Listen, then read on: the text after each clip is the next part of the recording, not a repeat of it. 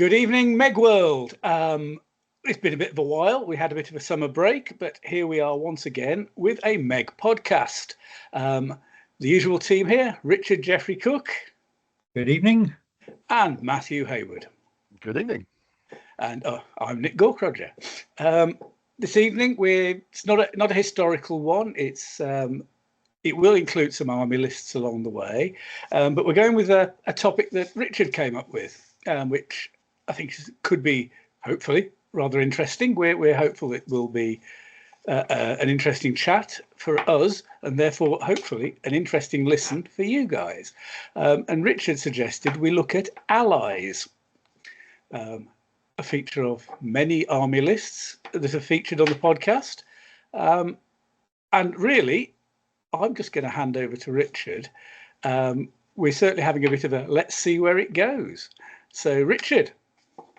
Thank you, Nick. So this idea was inspired after I undertook the exercise of looking at the battles and campaigns, which I've been adding to the army lists, as you probably are aware. So having identified these battles and campaigns, I went back through looking for particular battles or campaigns that used allies and looking as to whether the army lists reflected that ability to use the ally. And in the process of doing this exercise, I have identified around about 40 ally combinations that didn't exist in the army lists. And this is on top of the existing 800 or so combinations that are actually supported currently within the army lists. So that works out at about 1.25 allies on the average army list. If that makes any sense at all. I'm just waiting for somebody to submit a list with a 1.25 allies. Yeah. Yes, indeed. Presumably an ally with only half or one tug. But there you go. Essentially, each of these new allied combinations I'd identified related to a specific battle or campaign. And to qualify, the two armies actually had to be present together. So not just the fact that the two nations had formed an alliance, but actually they campaigned or fought a battle together. Okay. So sorry to butt in. So these are new combinations of external allies.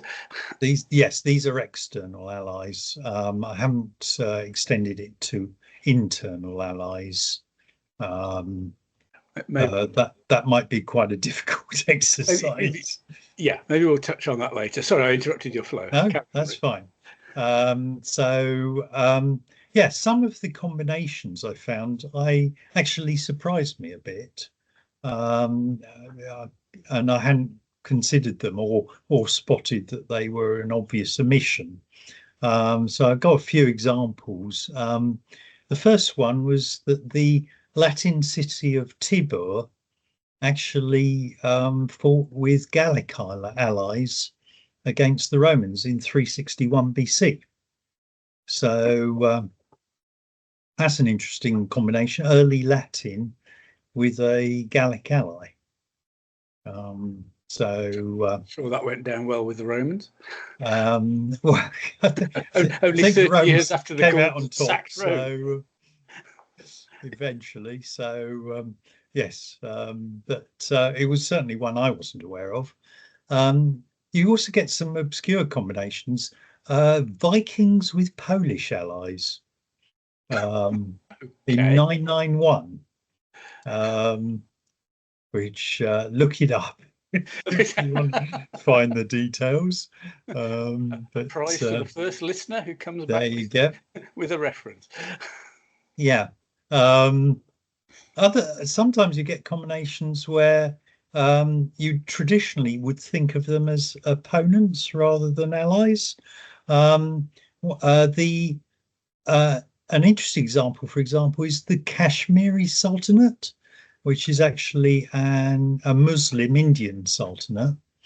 And that actually fought with Rajput allies, traditional enemies of the Muslims, in a Kashmiri civil war of 1419 to 1420. Yeah, there's a bit of a different ally combination. Actually, sorry to interrupt again. Are those sort of weird ones likely to be more common in civil wars? I think, yeah, one of the things I have noticed actually is often you do get external allies in civil war situations, either because the ally is looking to place their own claimant on the throne or whatever, or they're just looking to exploit the opportunities, perhaps. Maybe getting territory in return for supporting one party against the other. And it's not unknown where you get them supporting one party one year and then switching sides the next year. Oh, right. So yes, allies aren't always the most reliable in strategic terms. Another real example of one which wouldn't occur to me, I must admit, was 100 Years' War French, actually allied to the English. Now, this is a bit of a twist, because this is actually the Breton House of Montfort, who actually allied with the English again to seize the Duchy of Brittany. And that was at the Battle of Chontaucer in 1341.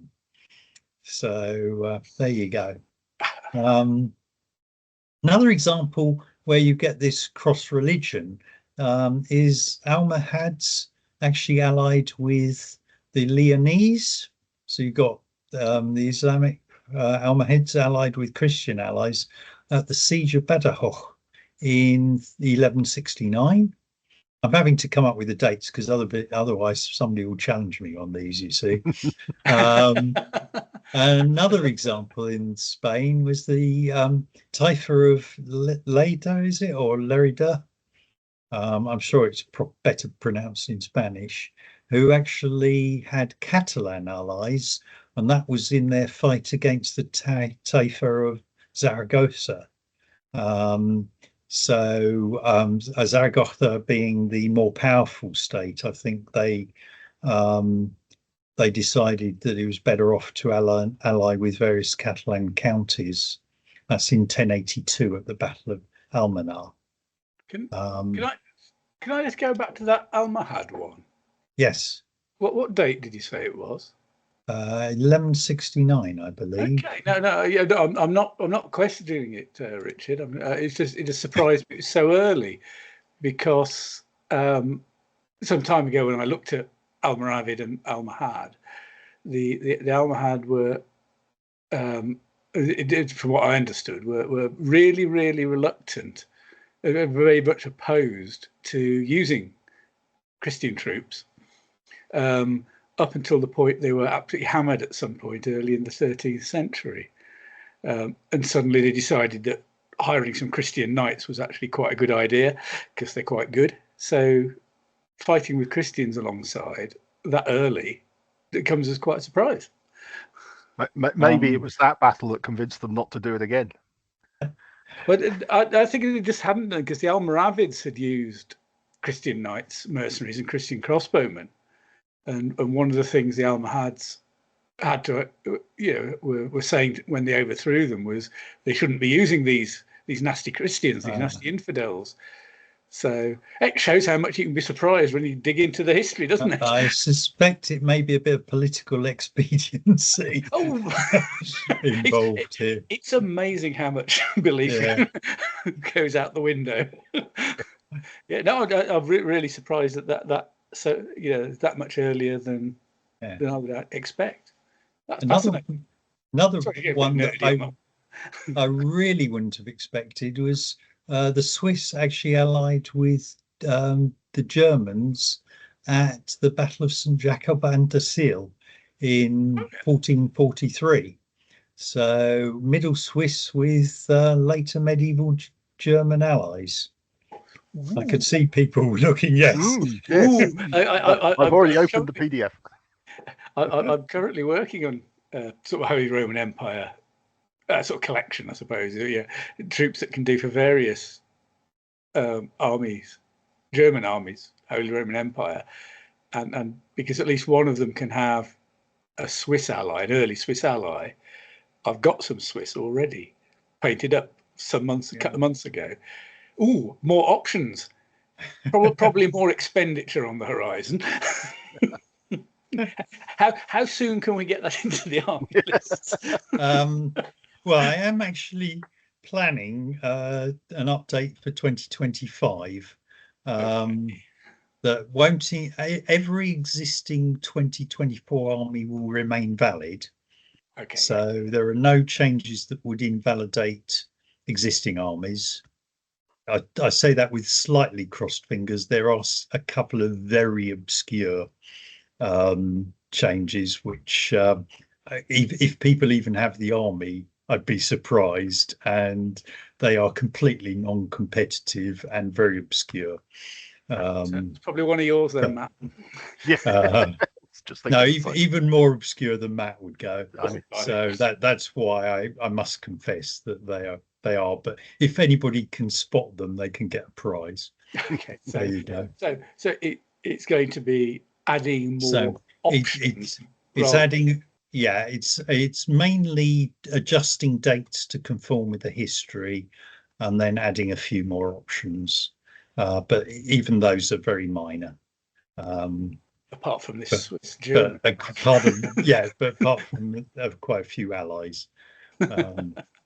Although some of the allies, for example, the Allied English with the 100 Years War French, you don't expect to get 4 tugs of skilled English longbowmen in your 100 Years War French army.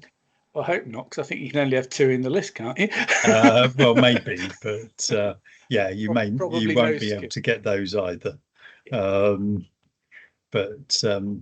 yes, one of the things actually I think for the future is actually to put some tighter restrictions into the existing allied combinations where they are not justified.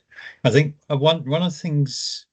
So yes, a lot of the army lists we inherit from earlier FOG or DBMM army lists.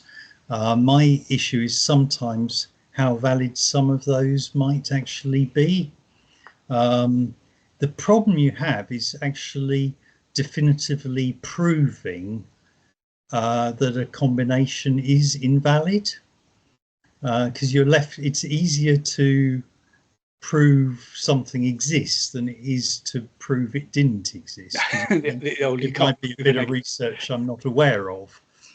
Now, one example of this I've got is actually the new Old Kingdom Egyptian allies for a Nubian army.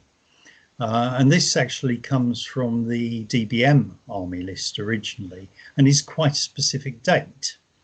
But if you know anything about Egyptian history, you'll know that the dates in the 3rd millennium are pretty much guesswork. And certainly at the date quoted in the DBM army list, I can't find any evidence of Egyptians intervening in Nubia or any sort of Nubian civil war that would seem to include the possibility of Egyptian allies. So that one is one that I'm very skeptical about.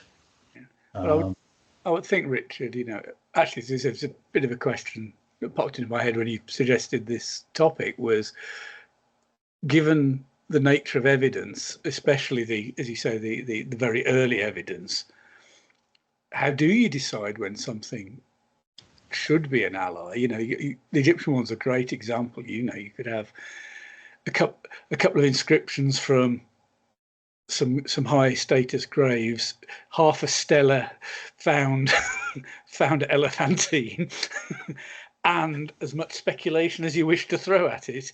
Indeed. Whereas your 100 Years' War example will be better documented, even if that is imperfect in itself. Yeah, I suppose what I'm looking, I suppose particularly in the earlier history, the earlier you get, what you're looking for is at least something that supports the possibility. Why I chose that example is actually I think there's certainly for the date that is quoted in the DBM army list, I actually think there is strong evidence to suggest there's no Egyptian intervention at that point in time. Now, whether the date is 50, 100 years out, because the chronology's been adjusted for some reason, I'm not sure. But yeah, it puts that sort of issue into doubt. Do we start hitting in the sort of when is a force big enough to be an army anyway? At that time, to follow this example, were there any polities in Nubia that would justify an army, even allowing for the fact there isn't a fixed scale and all those sort of things? Yeah, I mean, the Nubian kingdom at that time was certainly enough of a centralized state that you're not looking at just as a multitude of smaller tribes. Okay. I think that's not an issue. Again, I mean, there are judgments to be made. One example I'd take, which maybe is the other way around, we know that contingents of Nubian mercenaries, for example, were posted by the Egyptians in Syria. And in fact, there is one in Papyrus, I think, where a garrison commander, apparently commanding Nubian archers, actually asks for the pharaoh for help in defeating what are probably Bedouin raiders. Now, if the pharaoh sent a force to assist the Nubian garrison, is that a Nubian army with an Egyptian army? It's a completely different date, by the way. It's about 1,000 years later. But it shows some of the sort of minefield that you're getting into in wondering what is a valid ally combination. Yes. So I suppose I don't know. I suppose you're going to get questions about allies or mercenaries.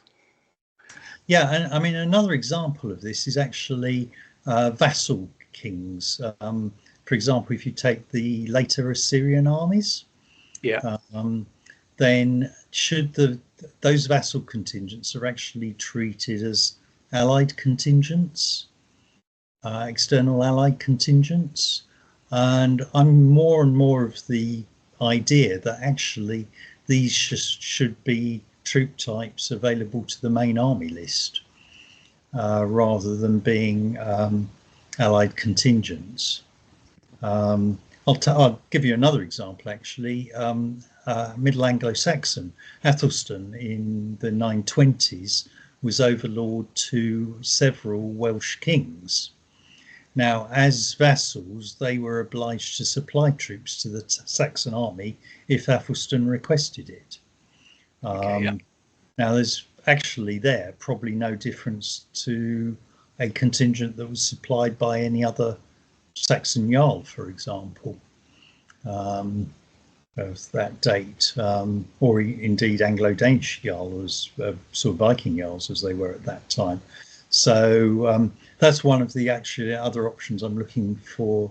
A Middle Anglo-Saxon army, they may actually have the option for a few Welsh troops in the future list. I suppose leads on to the question is about identifying internal allies, isn't it?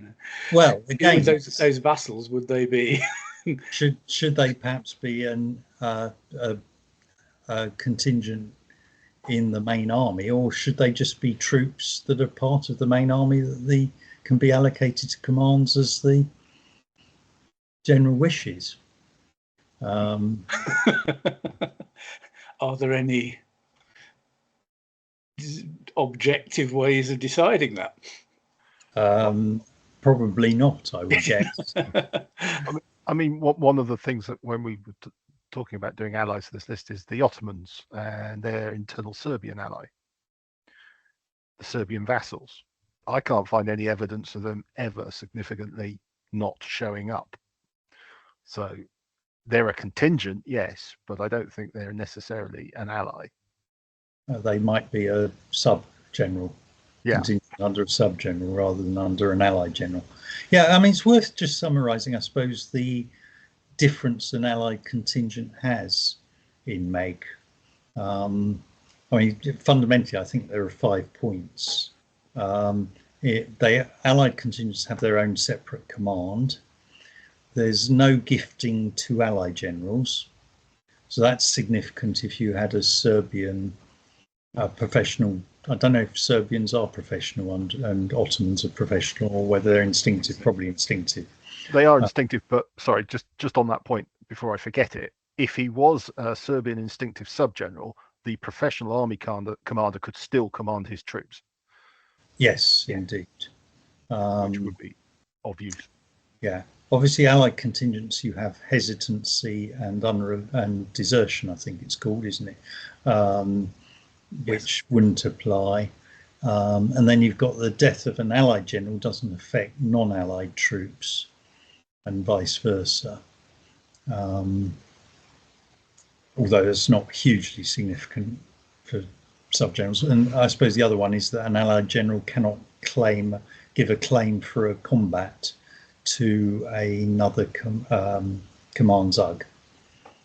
Yes. So you can't be fighting in the front rank with an allied general of a non-allied command. So those are the differences. It would, if there were a contingent under a sub-general, it makes it less risky if you flank mark them as well, doesn't it? It does. Because if you go hesitant on a flank march, you have to become unhesitant and then come on. So it's sort of an extra red. Possibly a bit of an edge case, that one, but it is a difference and would make a difference.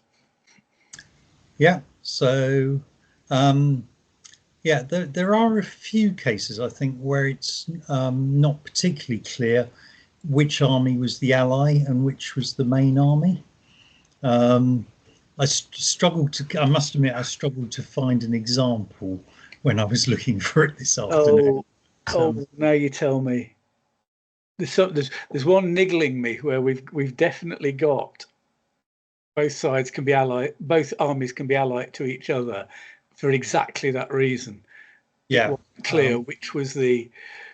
Is that one of the Crusader? It might be. There might be. Yes, or maybe it's. Yes, I don't know. I'll go. So there's one nagging away at my head. Well, I'm sure there's one where you can. Yeah. Army A and Army B fought together, but we're not. It's really not sure who was in charge. There are also a few examples where it works both ways, because at one point Army A had a allied contingent of Army B. And then later, Army B has an allied contingent of A, and that occurs quite a lot in the Ottoman period in the Balkans, where you get Serbians, Hungarians, Wallachians, all providing contingents to each other at various points, and to the Ottomans as well. Yeah.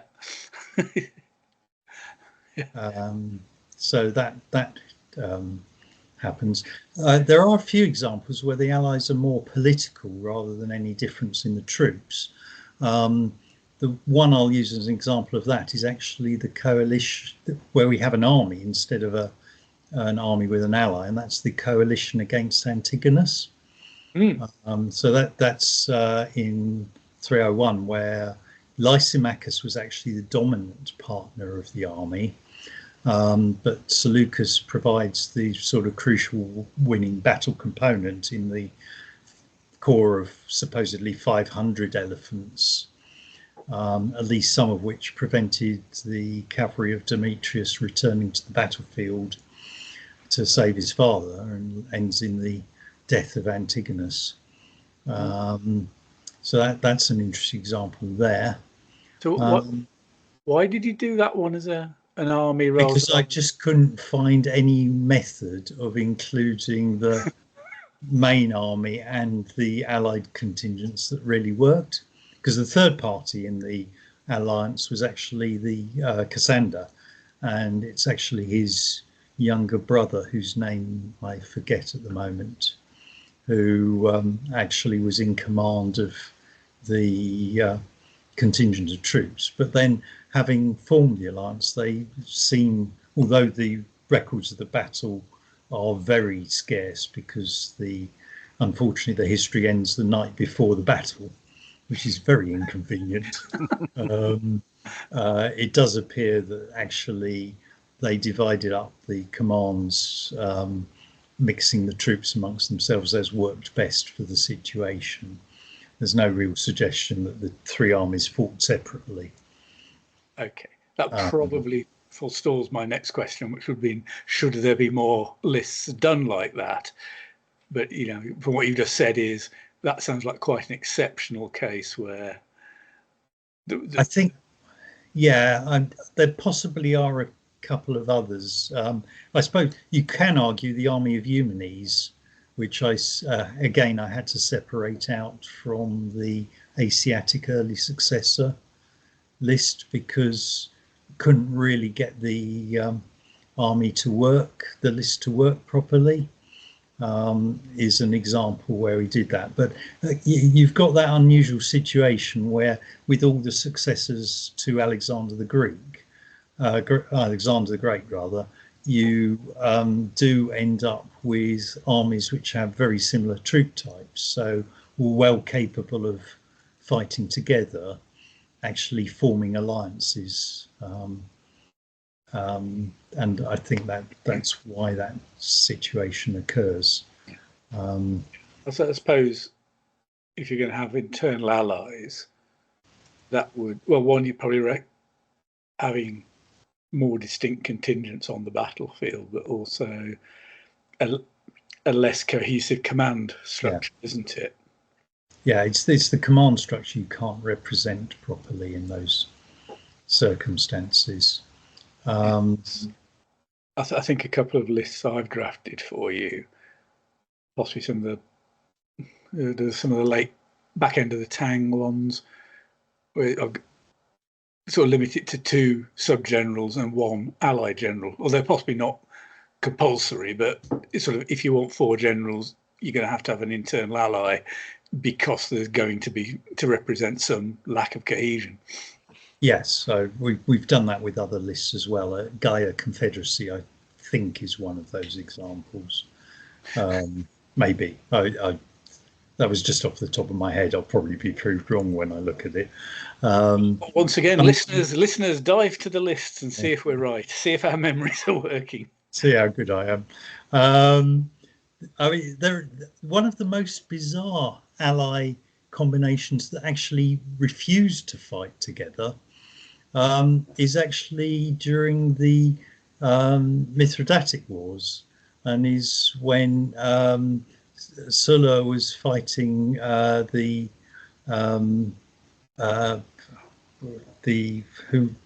other contingent in Rome. You've got Optimates and Populares, and I'm going to get them the wrong way round.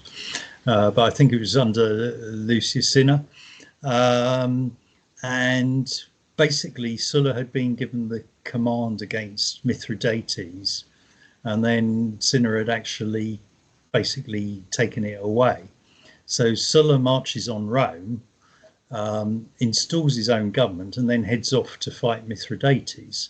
In the meantime, Cinna overthrows the Sulla government and sends his own army over to fight Mithridates. Now, Mithridates, being a typical Hellenistic Pontic general, thinks, great, I'll get one Roman army to fight the other Roman army because they're already at civil war against each other. Sadly for Mithridates, both Roman armies say, sod that for a bunch of bananas or whatever, we're going to fight you first, and then we'll sort out our civil war after we've beaten you. And it's one of those unique occasions in ancient history where you've got two sides at war in a civil war situation who actually focus on defeating the external enemy first, and then get on with their own fight. And Mithridates was really put out by this. He just couldn't understand why they would do that at all. Yeah, that is one so of those Roman. unique things about the Republican Roman system. It's probably very Republican Roman, Matt. When you hit the Imperial Roman, one thing that is very noticeable, if we go back to the third century crisis when we did that podcast, is that the first people an usurper or emperor would fight would be the other Roman. The barbarians, doesn't matter. They can overrun the border provinces. We'll come back and give them a kicking later. Yeah. What's important is beating the other Roman. So that's yes, it is a very unique situation. I struggle to find any other equivalent situations. It's what fascinates me about that late Republican Roman period. Really. And I think tells you a lot about why the late Republican Roman Empire was, or the expansion of the late Republican Roman period happens. It's because there was that focus on the state first and then almost the internal politics second that you don't get at any other time or with pretty much any other sort of monarchy. Possibly a different discussion, but I'm not quite convinced it was state first. We'll come back to it another time, perhaps. What's best for me is best for the state. But that case where the Romans did not fight each other and beat up Mithridates first is quite exceptional. It is, to my mind, anyway. Yeah, I agree. Very exceptional. It is, yeah. Sorry, back to you. Carry on, Richard. Well, I was going to just draw it back to looking at other examples of allies and just examples where the Allied contingent actually sort of provides the crucial winning contribution. And one that struck me in particular, I suppose, is the Battle of Magnesia in 190 or 189 BC. Where the Pergamene troops of Eumenes actually take advantage of the disorganized Seleucid wing and basically ensure the battle goes in the Romans' favour, because the opposite Roman wing had actually got sort of ridden down by the Seleucid cataphracts.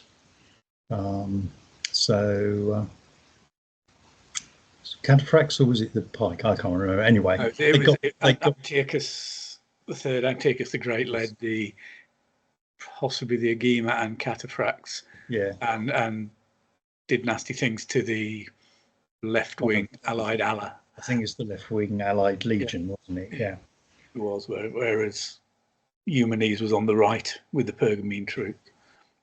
So So there you've got quite a wide range of examples from allies from history. Yeah. So I suppose it brings up the topic. Well, if you're selecting a MeG army, can I one question before we move on to that, because that's definitely something we do want to move on to. It's just about the allies again from the historical basis. There are across the lists a number of allies that are basically allowed in a single year, which possibly represent a single battle. Is there an argument that those are within sort of the concept of army lists? a bit cheesy. A single instance rather than a more prolonged. Just it sort of links to the why would you want to use an ally, I guess, in a way, but just that a 1 year, possibly one battle, it could be a few weeks. I'm not sure I'd see it as cheesy. I think the issue, I think, is if you've got a specific example of an ally, then you want to make sure that the corresponding restrictions on them, either the troops that the ally can choose or the troops in the main army, are appropriate for that campaign. I think, I mean, the purpose of army lists, as I've often said, is to constrain choice to something that is reasonably historic. So you could argue, actually, it's the other way around, that if you have a wide period where you've got a lot of potential choices, actually, how valid are those, or should every choice actually be for a specific example of a campaign? So I think to say just because that alliance happened once, to say that's a bit cheesy, I think is a bit harsh. And I suppose the example I'd give there is actually, and I think we'll come across it later, is the campaign of Menander, the Indo-Greek king, with his allies in the sack of Pataliputra, where you've got a very specific campaign. Now, our knowledge of that campaign is very limited. It's basically one reference, I think, in the Sanskrit sources, but it is a very credible reference in a Sanskrit source. So it's not that it didn't happen. It's there's actually reasonable grounds to believe it actually did. Not least because it represented the collapse of the Mauryan Empire. But it's yes, it is certainly a unique campaign as far as the history record goes. But we do have to be. You've always got this issue with ancient history, is actually there's a huge amount we don't know, and in fact there could be masses of campaigns where the Indo-Greeks allied with Indians that we just have no record of. But does that mean we should allow an Indian ally to any Indo-Greek army? Because it's a possibility rather than we've got any definite proof. I suspect quite a few number of the allies that are allowed are probably, we might know one there's an alliance in 100 CE, another alliance in 170 CE, so we allow them between 100 and 170. Yeah, and I think maybe we perhaps should. I don't know. Yeah, I mean, it only makes a difference, I suppose, if there are certain troops available at certain dates, either in the main army or in the Allied army. If there aren't, the date is largely for historical benefit rather than any influence it has on the army selection. I suppose because in some ways allies in MEG are quite permissive. Okay, you can only have 4 units, 4 UGs, and you have to take the compulsory ones, but after that you're more or less allowed to take anything. So I've always wondered, do we get over-representation of elite troops in allied contingents? Not that could be a good thing just for the game. It can be a good thing for the game. It can also be argued that if you're campaigning with somebody else's army, you're actually probably going to leave a lot of the grotty stuff at home. I'm not sure that's a golden rule to apply, but I think generally, particularly if you're campaigning outside your own territory, you're likely to have a better quality force than perhaps if you're defending home territory, you tend to raise more levy troops. Yeah, Matt, have you got any thoughts on that? An example would be the Lantwir. Oh yes, yeah. Matt? Yeah, I was just thinking actually the Ottomans tended to send the Janissaries out as part of their allied forces, although I hasten to add they rarely sent them out under a relative of the Ottoman Sultan. It was always a trusted general rather than one of the family members. Yeah. But, Okay, so that's sort of a vote in favour of over-representation of elite troops. Yeah, I mean, there are some examples.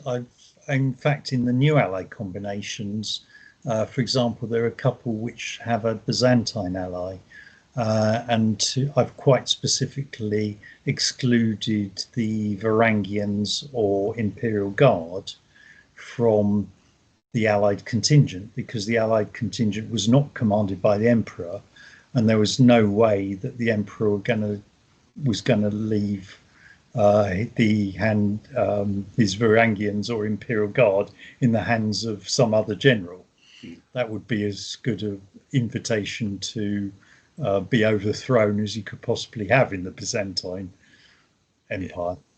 Yeah. I suppose there may be some examples. I remember you've taken some things like Praetorians out of being allowed for allied contingents, if I remember rightly, as well. So there may be other reason, yes. Others that we might in the future might that. Oh, before we move on to the question you were about to ask, I've just got one last sort of generic question on allies, the underlying principles. Do you generally look for them to have fought together, or would them just campaigning even if it didn't result in a battle, but the armies are together? I think that's the crucial thing. I think the armies needed to come together. So it's got to be more than just an alliance. It actually needs to be some evidence that the troops were present in the same campaign together. I mean, pitched battles happen so rarely. And again, because the record is not very good, often, I wouldn't actually insist that they fought a battle together, but I would be looking for some sort of evidence that they actually fought in a campaign together. I think some of the existing allied combinations actually fail that test, particularly, again, when you get to earlier armies, where perhaps you have to rely on the probability of it occurring rather than the definite knowledge that it occurred. Yeah, that's fair. Anyway, sorry, Richard, you have dragged you on to far more. Well, hopefully it's been very interesting for people. I don't know if Matt, you've got anything last thoughts before we move on to Richard's question on practicality in the game? Just an example of where political reality did not necessarily mean an army turned up. The Ottoman Sultan once sent a missive to the Polish saying he'd removed the Hospodar of Moldavia because it had upset his greatest friend of the Polish court, and it wouldn't be happening again. So don't necessarily read into the letters what you think it says. But that was after the Battle of Obertine, by the way. Anyway, sorry, I digress. But no questions. Richard. Fair enough. So, moving on to the game's practicalities. Why might you choose an ally in your list?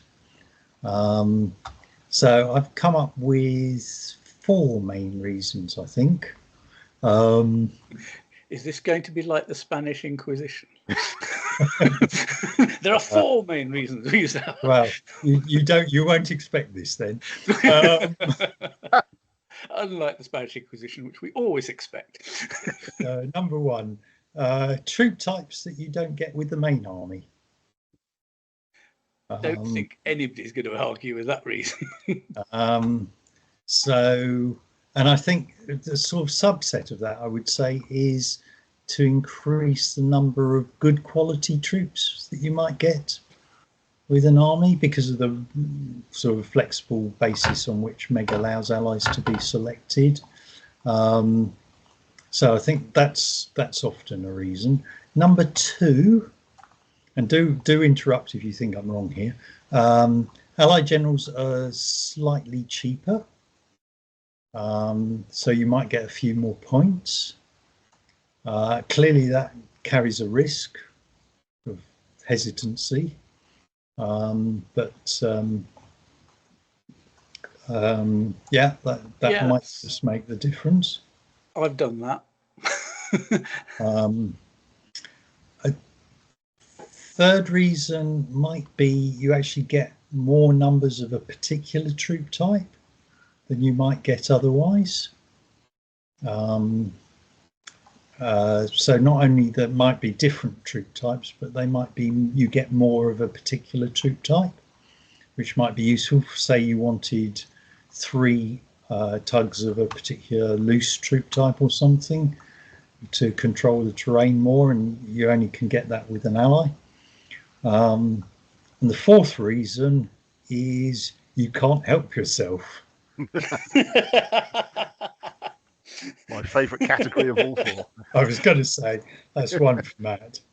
You're not wrong. Oh dear, that's so, number 4. You're called Matt Hayward. Yes. Or, as I suspect we'll mention that's later, a subset of its own. Yeah, or a special group of people, because I think it's not just Matt. Yeah, I'm going to add it's not an extra one, it's a tweak on your number 2 there, Richard, about cheaper Allied generals. When I said, yes, I've done that, I did it in a Hittite army, because the cheaper general, by using an Allied general, meant I think it was by taking a talented ally instead of a competent subbie, and it might have been an instinctive ally rather than a professional subbie, I got the extra card I wanted. Yeah. In the list.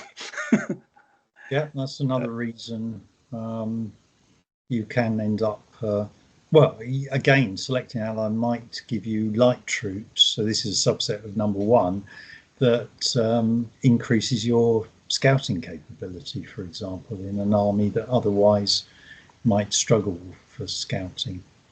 Catalans in Anatolia being the example for that one.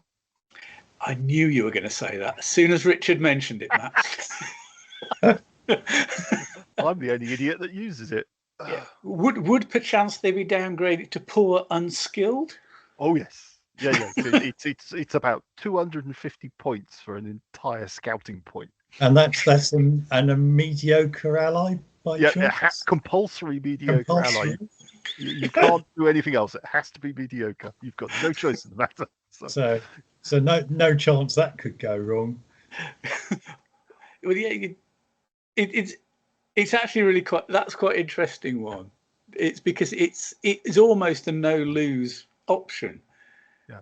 Because you're taking it, however many you need it to get the scouting card for. I think you need to take 8. So it's 8. You don't even need 12. No, it's 8 to give, assuming a talented subject army commander. Sorry. Yeah, but anyway, it's not. It's practically no points. If they go hesitant, whoop-de-doo. If they don't go hesitant, you've got basically 2 free discard cards.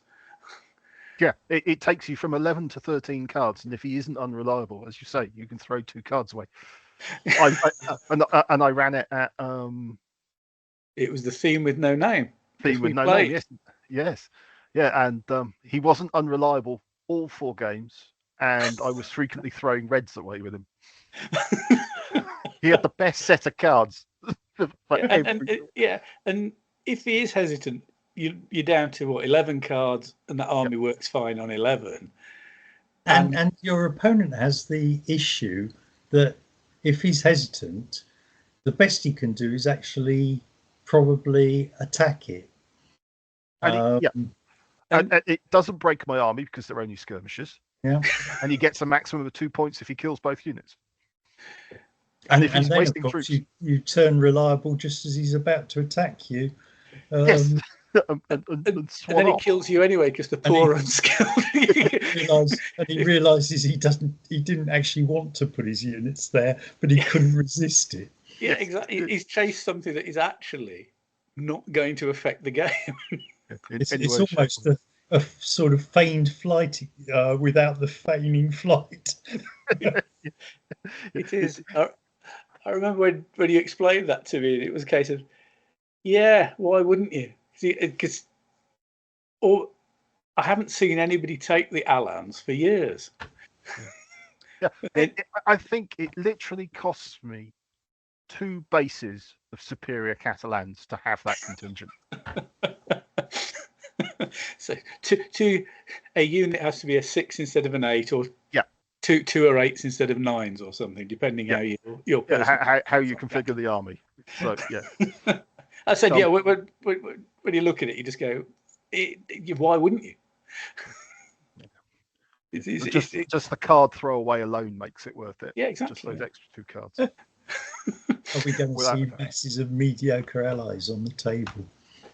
Well, oddly, the other one that you can do it with is Galatian, which is allowed an internal, like, is it a Pannonian ally? I can't remember what it is. Oh, the Paeonians. Is it Paeonians? Yeah. Or something like that. Yeah, and they have to have 1 unit of skirmishing javelin cavalry, light horse, sorry, and 2 blocks of skirmishing javelin and infantry. So you can downgrade it all to poor, and it gives you a scouting point. Exactly the same principle. Yeah. Although, just of interest, at BritCon this year, 2 armies had a mediocre ally general. Both Japanese, wasn't it? They were both Sengoku Japanese. I played one of them. It was Jimmy Carter. And in the first turn, his mediocre general was indeed unreliable. Hesitant in MeG speak. Of course, I was thinking, excellent, wonderful, this is wonderful. So in the second turn, he drew a red. Yeah. Effective impact on his army, pretty much nil. He had more hassle with the command next to it that basically had rubbish cards all game, and was in a position to sort of outwing my army on one flank and cause me no end of trouble. But by the end of the game, I just sort of sauntered away from it going, well, they're not doing anything, are they? I was having more hassle with the 2 units in the mediocre ally command that it started off hesitant. Yeah, hesitancy is an interesting one because I played Simon Elliott and I had 5 of the 6 red cards in my hand, and he had an unreliable command. And the following turn, he managed to draw the 6th red card. Of course. Well, that's just Simon and his luck against me. See, if he'd have held 4, he wouldn't have drawn it. Well, I mean, I was actually moving cautiously to avoid using the red cards because I thought I'd actually have this reasonable chance to actually attack his hesitant command. Sadly, I don't think I have ever successfully attacked a hesitant command. I think they've always gone reliable before I've had the opportunity to do so. Maybe that's just me, but it's something actually I don't consider a particular risk generally. I'm sure there are armies where you definitely wouldn't want it to happen. I mean, it's one of the examples where your army using an ally could go wrong. But I've found more often than not, actually having a hesitant ally causes my opponent to overthink the issue and either attack it perhaps when they're not best positioned to, or indeed actually get so nervous about attacking it that it allows me to seize the initiative somewhere else. I've had one game where it went so disastrously wrong that I almost gave up on allies. I had a chariot ally that froze in front of 12 Indian elephants. Okay. And he didn't come online until after the elephants had gone through the chariots into turn. Because I think they were on something like, I think he even flanked me just to really rub it in. And it was something like, it was about plus 12, I think. So, you know, I was going to say, you're probably not lasting many turns. No, no, it really wasn't. Not got many opportunities to go reliable. Given in my last experience with elephants, they went through my cavalry in one turn, and this was after I'd had 4 rounds of skilled shooters shooting at them. So I was most unimpressed. That's a bit harsh. So just back to Richard's 4 categories there, Matt. So since I commented on one of them, and one of them is just for you, well, got your name next to it. Do you disagree or agree with any of those, or add anything to them? I also tweak number 2 in that if you're using armies that are essentially bulk similar troops, so Galatians a good example where you're massed warband basically, and irregular generals, an ally can be quite useful because it's cheaper and it's only 4 units, so you can have 2 combat units and 2 rubbish basically. So if they go unreliable, you actually lose very little out of the army, and you've got enough to get in the way for them to come back online. So anything where you're already in a regular general and you can have 2 allies or so, it's sometimes worth doing it that way. Particularly if you're already buying 80 bases of the damn things, so you're already well over your minimums. So, I guess. Sorry, carry on, Rick. No, good. I'll say, but I guess actually that Richard's first one, you take an ally to get something your army doesn't have, is probably by far the most usual choice. Yeah, especially if it's covering what you think is a weakness in your army, be it something like, even if it is something like the scouting points. Back to your Catalans with the Alans. The Ottomans with Serbs is the great example of that. They have no hitting power. Yes, but it also works in the sense that the Serbs can actually go offline, and you don't actually care because you don't usually need them until midway through the game. And that's true. And particularly with the kind of list I use, where I have the barricade infantry, that allows you to well, it works really well because you put the barricade wherever you want it, and you deploy the Serbs reasonably further behind it, and they're completely safe. Nobody goes near it until they come online, and then you move them off to where you need them. I think I've only ever always used a competent with them. I think they've only ever gone unreliable once at BritCon, I seem to remember.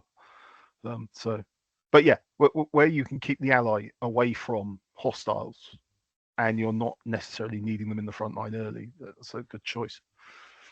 And talking about dizzily stupid lists, there's that Indo-Greek that I use that at attack, which maybe look at that in detail shortly. But I was going to say that just a comment you made there segues into an obvious question about allies, be them internal or external, the choice of commander quality. We've touched on it with the bizarro Alans and the fact that mediocre, who cares? But a couple of years ago, maybe 3 now, we changed the points cost for talented allied generals to make them relatively more expensive than they had been, because that was just the default choice. You hardly ever saw anything other than a talented allied general. Which was a distinct pointer that there was no points cost choice really. But I think that's changed, and we see more variety now. So what are the calculations in your heads about what quality of ally to take, leaving aside the loony Alans? Or not loony Alans, because they're poor and skilled in skirmishes. Go on, Matt. Matt, you can kick this one off. Oh, well, oddly, it was a conversation with Richard a couple of years ago where he made the comment that the difference between competent and talented going unreliable was relatively minor in terms of the statistics, if you want, and so there was a big point saving, particularly when it went up for costs for talented. So that was one of the calculations. I work in reverse. I tend to, if the ally that I want is vital to the army in that it's a value add beyond what I think is sensible, if it goes unreliable, then I will go with the talented. I will stump up for the points. If it's something like only adding a unit, or it's adding bulk to the army, as in it's 3 units of dross and 1 unit of good, then I don't mind if it's competent. Serbs, for example, competent, it's only 2 units and they're not vital early on in the game. So yeah, that's that one. Mediocre, unless it's very specific, as you say, the alliance doesn't even enter my consciousness. So that's, yeah, basically, yeah, if it's regarded as vital for the army, basically if it went unreliable, it's really going to cause me a problem, then it's talented. If I can mitigate a competent going unreliable and it's not going to impact me that much, then I'll stick with a competent, given that it's what irregulars, it's almost 300 points cost saving, is it? Something like that. It's a big difference, yeah. Yeah, I would actually look at what I want for the command structure rather than, and then try and figure out, can I get the right command structure within the points limit, rather than specifically choose. So yeah, I'd start off by, if I think the ally needs a talented general, then I'd look to have the talented general, and can I then meet the points limit?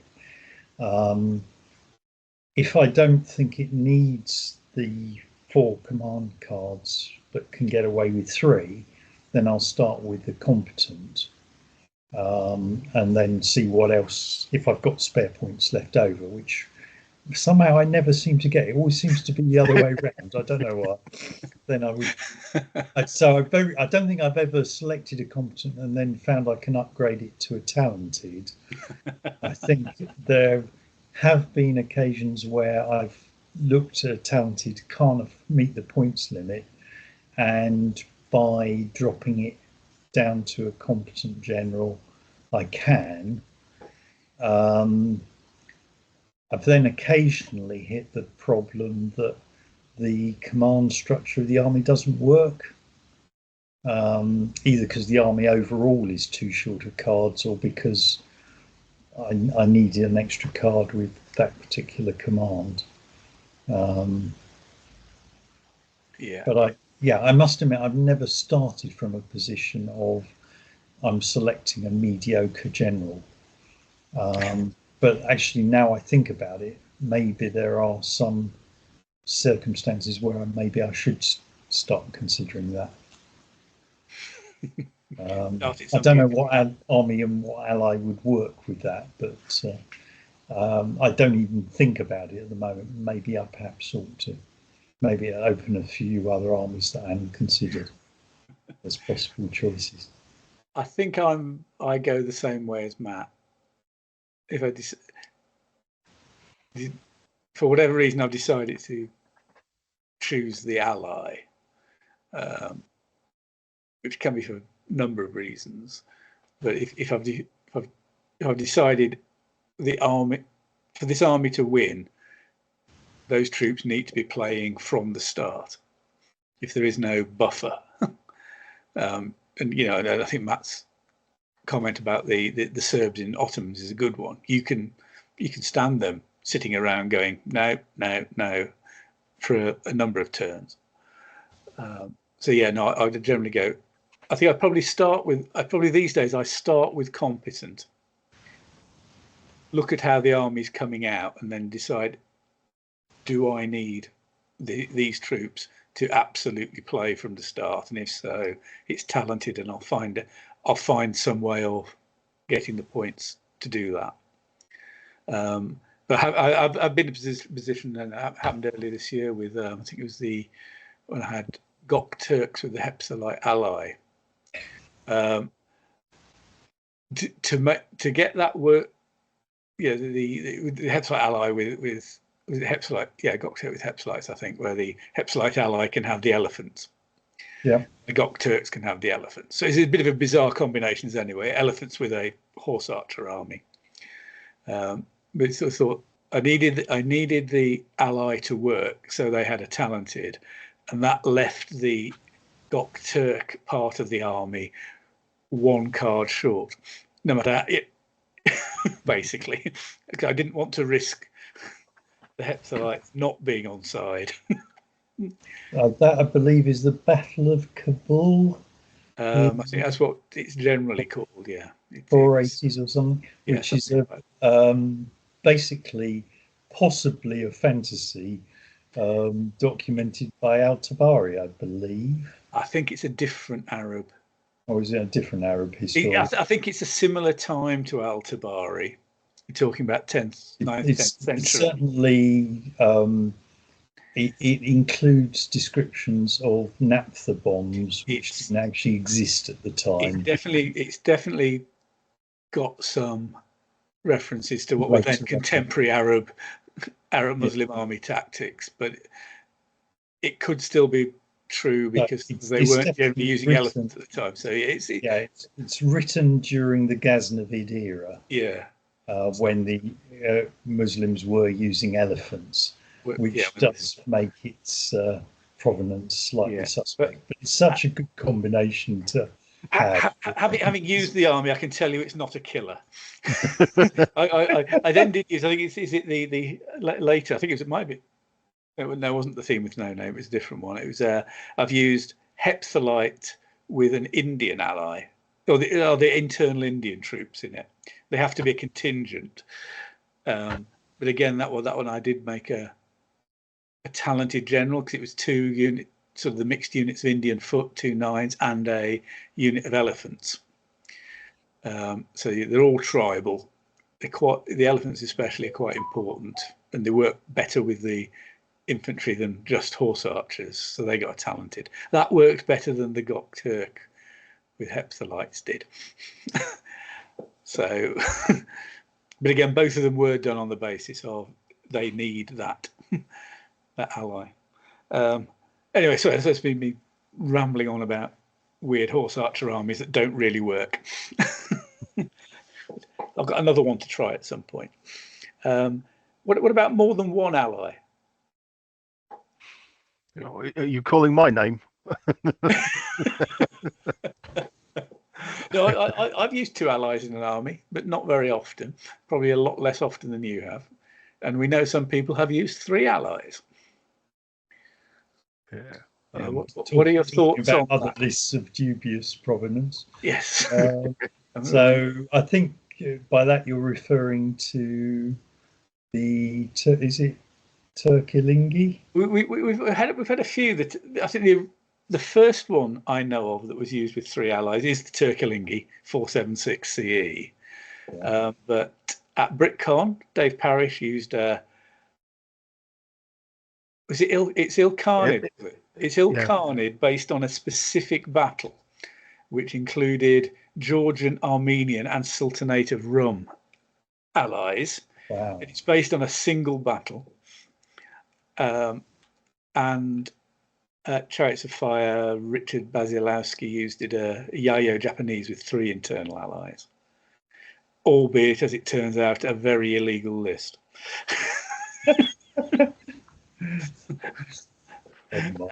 But the principle was there, 3 allies. So what are your thoughts on using multiple allies? Because obviously more allies, more chance of hesitancy. If you are prepared to take the acceptance of the risk that once or twice in a competition you're going to have a hesitant ally, go for it, in my view. Would you look to have one or both talented, or would you be happy with both as competent? Well, I'll take for the time being we're probably not going to have any mediocres. Yeah, I suspect you're not going to select 3 mediocre allies. Good Go luck on, with somebody do it. 1 legendary Yeah. and 3 mediocres. You have a big army because you've got plenty of points left for everything else. But yeah, it's I'm not a 3 ally person. Let's put it like that. So if you had 2, what generals would you use? I have done 2 before, and I've used 1 talented, 1 competent. But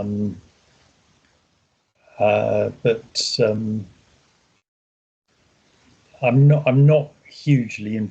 I'm not a multiple ally person. Let's put it like that. In my selections, I think it's fair to say. And to contrast and compare, somebody who probably is that. Although, yes, I do use multiple generals. In fact, it will be no surprise to certain individuals that my Footslogger army has 3 allied generals for the upcoming weekend bash in a week or so's time.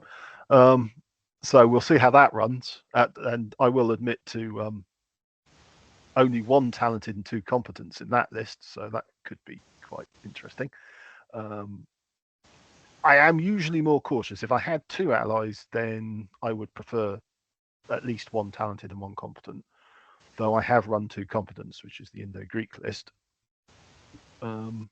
It varies. Honestly, if they're contributing small numbers of troops, and again, I don't mind if they... all right, the Indo-Greek, for example, works in a very specific way when you deploy. You deploy both of the allies side by side. The simple reason for that is if one goes unreliable, the other one runs cover. Because the ally is actually providing, in this case, chariots, so they're skirmishing troops. And they're actually very good chariots. They're superior, melee expert, short spear, shoot and charge. So, Matt, since we're getting to that stage of talking about specific armies now, do you think it's worth giving the listeners just an overview of what was in that army? Oh yeah, absolutely. Yeah, and for the listeners, we will put, as ever, we will put these up on a blog for people to look at, so they know what we're talking about. But if Matt just gives us a highlight view of what was in it, maybe not necessarily in the full categorization, but in broad terms, Matt, just to illustrate your thinking on this one. Absolutely. I promptly lost the army list because I had it open a moment ago, and then I blinked away from my screen. Now there we go. Indo-Greek attack. Yes, for anybody who's not familiar, the Indo-Greek list is very specific in its allies. You can take 2 classical Indian allies, but you have to take both, and it's in a specific year. And as Richard commented earlier, it's to represent Menander's attack on Pataliputra, did you say? Pataliputra, which was the Mauryan capital in whatever date it was. 150, I think. Yeah, 150, looking at the list. That's approximate because we don't actually know the specific year, but around that time. So what you have to so you have to take 2 classical Indian allies. Now, if anybody's familiar with the classical Indian list, it actually has 3 blocks of compulsories, which are tribal cavalry, tribal loose bowmen, and tribal loose javelinmen. So not the greatest of troops. You can't even, if you want to take the chariots, you can't even take the combined spearmen archers. So you're effectively left with either taking a block of elephants or a block of chariots as part of that allied contingent once you've taken the 3 compulsories. For Havoc, the competition I ran it in, you had to have a minimum of 8 chariots. So that basically sorted the army out. Basically, the 2 allies both had to have chariots. I took the full 6 chariots in each allied contingent, which gives you, and they, as I was saying, they're formed loose, superior, protected, experienced bow, short spear, melee expert, shoot and charge. So quite dangerous all-round troops. You can even have dev charger, but that wasn't what I wanted them for. So you end up with 2 ally sections of 3 blocks of rubbish and a good unit.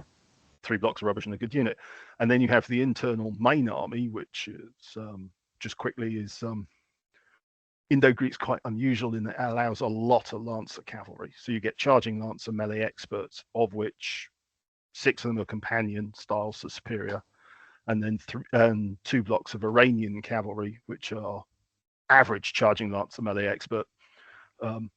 Compulsory phalanx of 8 pike, and just for a giggle, I threw 4 elephants in. So the elephants were provided by the Greeks. I wasn't laughing. Oh yeah, they kind of sat there in front of you, didn't they? And just went, yeah, whatever. Yeah, attack me. Yeah, we'll just stand. Anyway, so what made the army particularly painful to fight is because you brought 2 allies, which each had in total 6 tugs of complete rubbish, but it was still 6 tugs. So you ended up fighting 2 blocks of chariots, 3 blocks of lancers, a phalanx, and an elephant. And you could pretty much lose all of that as long as they didn't get to the dross at the back and the army was still intact. So there you go. It was 13 tugs, 17 UGs for deployment, because there was some, my traditional skirmisher poor, unprotected, unskilled javelin combat shy blocks of 4. Light horse at the back for scouting. Some protected, unskilled javelin short spear javelinmen to protect the elephants, as in screen them, and some rubbish archers of 9 also for screening purposes. And I ran it with a talented professional army commander, 2 competent instinctive allies, and a mediocre professional sub-general. So the main army was slightly short on cards, but to be honest, it was going straight forward and straight back. It wasn't doing anything funny. So yes, so as I was saying, for the chariots, what you do is you deploy them reasonably close to each other. So if one of them went unreliable, the first block of chariots could run interference, either allowing you to react with the lancers and get up more support, or just give it enough time for that red to turn up and allow you to get them active. I actually lucked out, and I don't think they were unreliable in any of the games. So, and that's an example where you've got 2 allies that are only producing 2 units, but actually add a lot to the army because of the rubbish they bring with it. And yeah, Richard had them. Didn't have the luck on that day, did you? So the allies are both competent. Yeah. Because you can stand one being hesitant. It doesn't matter which one. And if they're playing, you've really got 3 cards driving 1 unit. Yeah. In both cases. What I didn't mention was I downgraded all the rubbish to poor as well, bar 1 unit of tribal cavalry, which I left at average, but it's still only 4. But they're an interference unit, basically. If they're reliable, they just go forward to slow down people's flanks and stuff. Yeah, because they're unskilled javelin and can run away. Yeah, exactly. So yes, you're absolutely right. I had 3 cards to run. Well, I had 6 cards to run 2 chariots. Yeah. So, and the army was exactly 10,000 points. Yes, yeah. I think it's the first time with 10,000 points won a competition. I think. Yeah. So the thing from the Allied point of view there is it's that calculation on the hesitancy, because the chances of both going hesitant isn't great. But in reality, even if they both were, you still got the 5 units in the main army are still fairly pokey. Yeah, because you're only really And even if somebody attacks those chariots and they're unreliable, they're still superior chariots. So, all right, they're combat shy, but that cancels it out. So you've still got to kill them quite quickly. Yeah. And as Richard said earlier, I mean, if they're trying to play around with the chariots, what are the 3 blocks of lancers doing with the elephant? So yeah, it was a reasonable. It was a qualified risk, which I was quite happy to take. And Charles point out as well, the army as a whole had 9 PBS and 5 scouting. Yeah. So it's got a very good chance of reasonable terrain and a reasonable chance of out scouting. It was just, yeah, it's not nice. It's not nice. No, not nice. No, yeah. Just as an aside, I think we've mentioned before. Not sure if Indian chariots aren't a bit overrated, but I wouldn't disagree on that one. Yeah, I mean, longer term, they probably wouldn't keep the melee expert, in my opinion. But I in compensation, I think I would also think there's a possibility of a mixed chariot and cavalry unit as being a interesting option for the Indians. Maybe 2 chariots and 4 cavalry combined together, because the chariots do seem to have had a role to support and stiffen up the cavalry. Yeah. Sounds interesting. That could be an interesting idea to look at other armies as well. There's always, my mind instantly moves to stuff we know about Chinese chariots, or actually mainly we don't know about Chinese chariots. And whether there's something in there as well, but yeah. If you know anything about Chinese chariots, please let us know. Please let us know. Yes. It's the information on Chinese chariots. Yeah. Okay. Thanks, Matt. Because that was a particularly interesting army, and yeah, I think because that was used at attack, didn't you, in devisers, which you won with the army. I did, yes. Because I think it confused every single one of your opponents. Yeah. I've no idea how I would have taken it on. Because I had New Kingdom Egyptian with all the tribal foot. I mean, its toughest battle was fairly obviously against Kyrenian Greek long spears, which seems to be the bane of my life this year, which basically negated most of the most of the shock value. But Ray gave it a good try, but he couldn't kill it. He just couldn't get through it all. But it was a fun army to use. So yeah, it's definitely different, very different. I said, I looked at it and went, "You what?" Yes. Anyway, if we're into looking at armies, Richard, do you want to do one?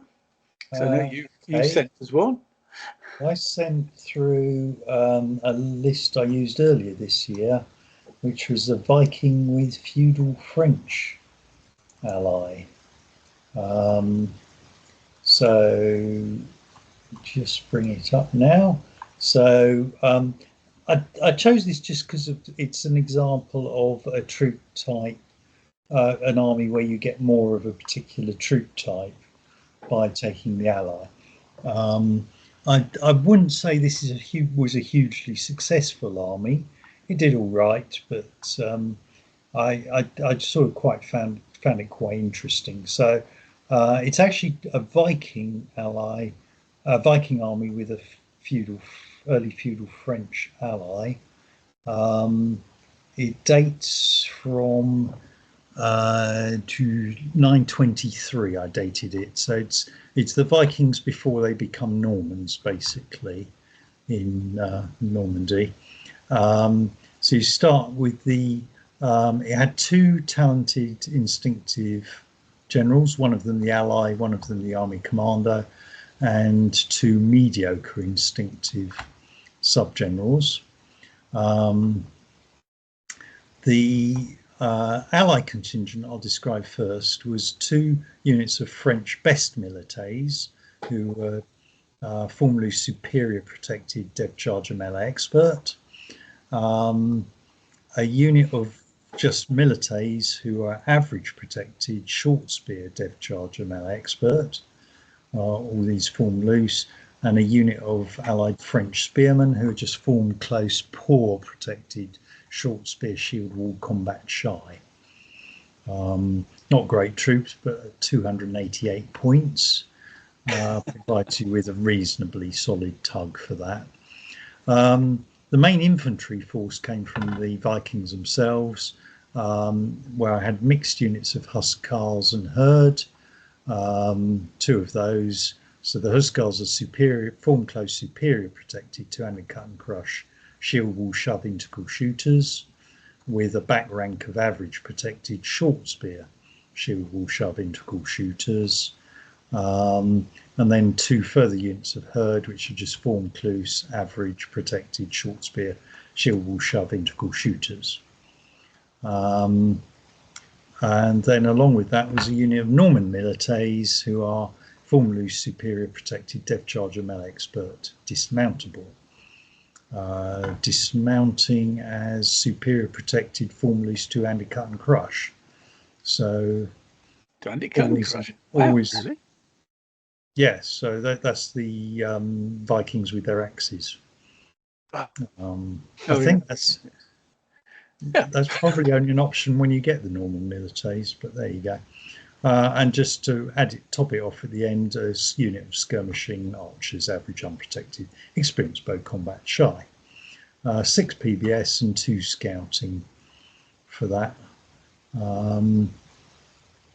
It had a poor fortified camp as well, just to add to the collection.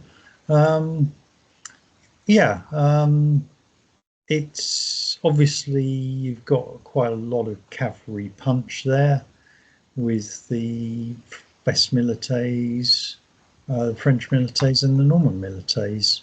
The mediocre instinctive subgeneral was one of them was to accompany the Norman militaries. The instinctive army commander talented tended to take the infantry, because you've got 4 tugs of that. I think one of the Huskarls units I actually gave to the remaining mediocre. I don't think the command structure quite worked. I'm not actually sure, having the 4th general, the 4th mediocre, while it was useful for, well, I'm not sure it was that useful actually. If I was doing it again, I'm not sure I would have gone with that combination. I might have dropped the mediocre and see if there was any way I could get a legendary instinctive general, perhaps. Something like that. But it was a fun army to use. It had a reasonable mix of infantry and the cavalry. But it's not one I'm going to be taking out regularly. I think it's fair to say. But presumably an example of taking an ally for specific troop types, in this case some extra hard hitting cavalry in a decent chunk of cavalry, in an army that people perhaps wouldn't expect to see that many punchy cavalry. And again, not the first thing you think of when you see Viking as the army choice. And despite what you were saying previously about competent general, this one's got a talented ally. So was that a case of, yes, I need it to play, or you did? I think I wanted. You don't want cavalry going hesitant. Really, it just means the army is not, because they're your main punch. So I think the talented was essential for that. Yeah, and it's almost 3,500 points for the entire army, including the general. So you really don't want that not playing, do you? It's a third of your army. No, not really. It's a third of your army and 3 punch units. It's only a 10 army anyway, 9 tugs and 1 sug. So you can't afford for things to go wrong, really. Okay, I'll throw in an army list now where I think we've got. Richard was saying that one more or less worked. Matt's definitely worked because he won the competition. I'll throw in one where I went with 2 allies, and one of the allies was definitely providing troops that the main army couldn't, but in the end it didn't work. So I'm going to throw you one as a failed ally experiment, which is a Sultanate of Rum ally. Army. It's got 2 allies. One's just an internal, I nearly said incompetent, maybe that was my army design, an internal Turkmen, and then another one is the Khwarezmaya ally that's allowed. It's one that's tempted me before, and it's just been, it never seems to sit quite with the army. And then I came up with a version and thought, oh, actually, this might work. So we've got an army that's basically a horse archer army. I've got a unit of Mamluks, but I had to downgrade these to average, and that turned out to be an issue. There's 6 shooty cavalry types. I've got 3 units of skilled shooting Turkmen in 6s and 2 4s of average experienced bow. So that's the horse archer part of the army. One skilled and 1 experienced, a 6 and a 4 in the internal ally, who I made competent. These are flexible. Oh, they're the form flexible, average unprotected bow. So 3 UGs of skilled and 2 of experienced. All the skilled are in 6s. So it's got 3 units of skilled shooters in there, which is more or less what I generally have in these armies. A 4 base unit of Arab cavalry, form flexible, average unprotected, long spear, just because I always like having them and I always find useful. And the Frankish mercenaries, formed loose, average, fully armoured man, unarmoured horse, charging lancer, dev charger, melee expert. A 6 base unit of that. Again, I always have that in the Sultanate of Rum. That provides a punch unit. And then the Khwarezmiya allied contingent is a 6 base unit of the Khwarezmiya lancers, formed loose, superior protected, experienced bow, charging lancer, shoot and charge. A 6 base unit of Kurdish cavalry, formed loose, average protected, charging lancer, melee expert. And a 6 base unit of Kankali horse archers, form flexible, average unprotected, experienced bow. So on the face of it, I thought, oh, that's quite nice. You know, it's got plenty of horse archers, 3 skilled shooter units in 6s. So, you know, it gives you good options on either deploying as skirmishers or formed loose. And then it's got the Frankish mercenaries, who are always a decent punch, and all 6 of them are fully armoured, although they're average. But they can take on a mixed unit of superior knight sergeant types, usually. The Khwarezmiya lancers are quite nice. Charging lancer superior. The experienced bow, shoot and charge is nice. And the Kurdish cavalry are, yeah, they're okay. You know, they're charging lancer, melee expert. Not going to set the world alight, but fairly competent. PBS of 8, scouting of 6. It's looking good. I'd gone for a competent professional army commander. The internal allies, competent professional. Sorry, competent instinctive. I had a sub-general who was talented professional. So, you know, I've got 7 cards for the main army. Okay, I've got 8 UGs, but the Arab cavalry can generally get tagged along with something, and the Frankish mercenaries are probably going to hold back till things have been prepared. And then the Khwarezmiya, I went with a competent professional ally, thinking, again, because I've got quite a lot of horse archer types, it's a bit Matt was saying, like with his Serbs in his Ottoman army, you can, if they're hesitant, well, you can stand it for a few turns. Well, hopefully they'll come online by the time your horse archers have done something. It just didn't work.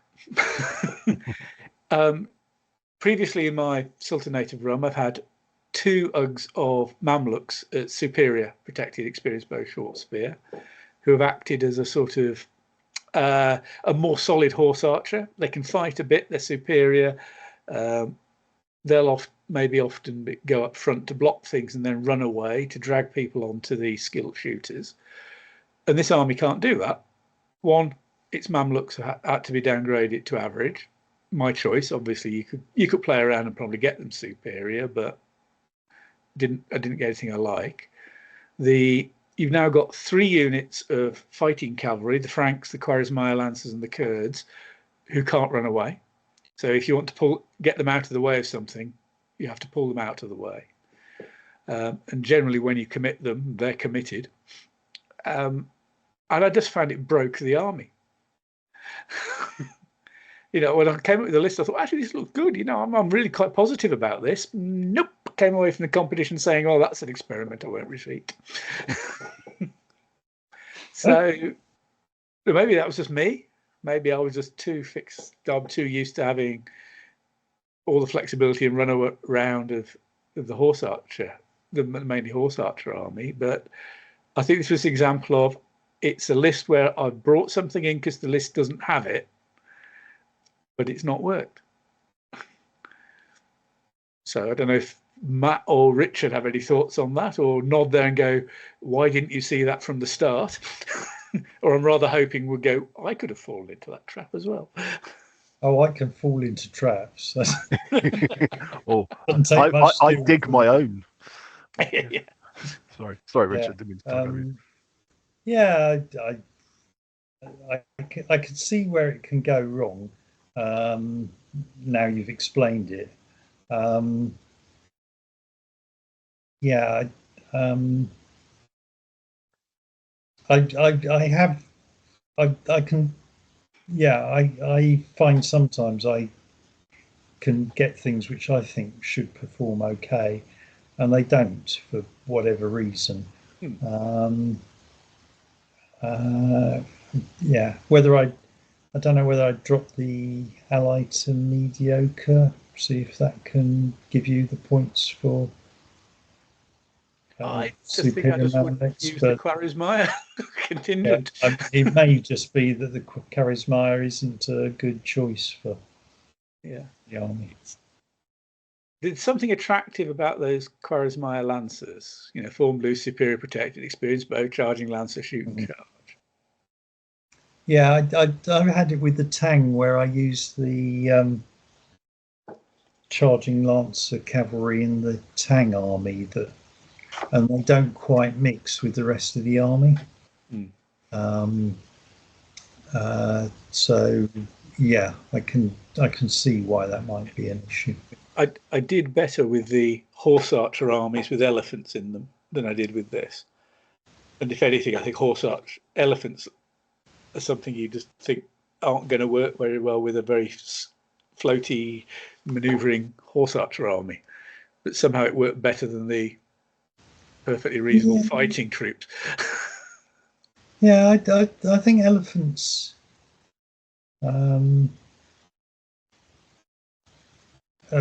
I think elephants always spook your opponent. Yeah, but in a horse archer army, it's very easy for them to get isolated. Yeah, but then if your opponent's spooked, that's when the horse archers might be able to take advantage of the situation. Perhaps. So, and the things that are good at hunting horse archers don't tend to want to get anywhere near elephants. So you kind of create, you create zones where they don't really want to go. So whereas your lancers may not be the best target, you're more likely to be able to want to fight them than you are necessarily elephants. Yeah. It's one of those. I think it will work better the other way round, that list, if your shock troops were in the main army and your allies were providing the horse archers. Quite possibly, it almost gives you that control that you need. But but your army's one that I would have looked at and said, I quite like that. In fact, I think I even said that. I think you probably sent it to me before the competition. I probably did. and I actually quite liked it. I still quite like the look of it. But yeah, you're right. Now you've explained it, I've gone, I can see why that might cause you a problem. Yeah, it does. It definitely walked away going, why wasn't that as good as I thought it would be? So I think I've just brought it along to this podcast basically as an example of something that didn't work despite seeming to tick the boxes, right down to I can get away with a competent general for the ally because it won't be rushing forward. So there we go. Shall we look at your one that did work then? If you want to give me one that did work, yes. And my now overperforming Yamato era Japanese army, where this very much is an army that is a good half of it is tribal foot, around about half of it is tribal foot, but I've added and the foot is a mix of tribal loose, average protected, long spear, shield cover, and average protected experience bow per piece, all in 8s, with a junk unit of levy archers as well. This particular version had 2 units of Haishi militia that were formed loose average protected experience bow per piece, with an additional base of formed loose average unprotected experience bolt shooter attached. They're in 6s with an extra 1 for the bolt shooter, so 7. But you know, they're not. None of those archers are that tough. They've got the advantage of having the piece, which helps in charge phase, but they're just average protected, and after that they're not, and they're loose. So you can be reliant on terrain for that. There's a single unit of formed loose average protected experience bow cavalry in the Japanese part of the list as well. But the ally I added to that, which provided the value added, if you like, was a Beicha Korean ally, a cavalry unit of formed loose superior protected front rank, average protected rear rank long spear, so 3 bases of each at 6, an 8 base unit of formed flexible infantry, average protected long spear, then an 8 base unit of tribal flexible infantry, average unprotected long spear, and a unit of archers, tribal loose, average unprotected experienced bow. The main units there, the value added ones, were the cavalry and the formed flexible average protected long spear, which just gave 2 really quite useful units and quite resistant units that can maneuver better than most of the rest of the army. Because one thing I forgot to mention about the Haishi militia ones with the experienced bolt shooters, despite being formed loose, if you've got the bolt shooter, they can't make double moves and they're reduced to a 2 base width move. So they think, oh, formed, well, at least they can wheel for a green. Yeah, but not very far, and they can't double move. But the Koreans gave just a bit more, albeit just 2 units of troops you can pretty much guarantee you can do stuff with. So they came with a talented, instinctive ally general.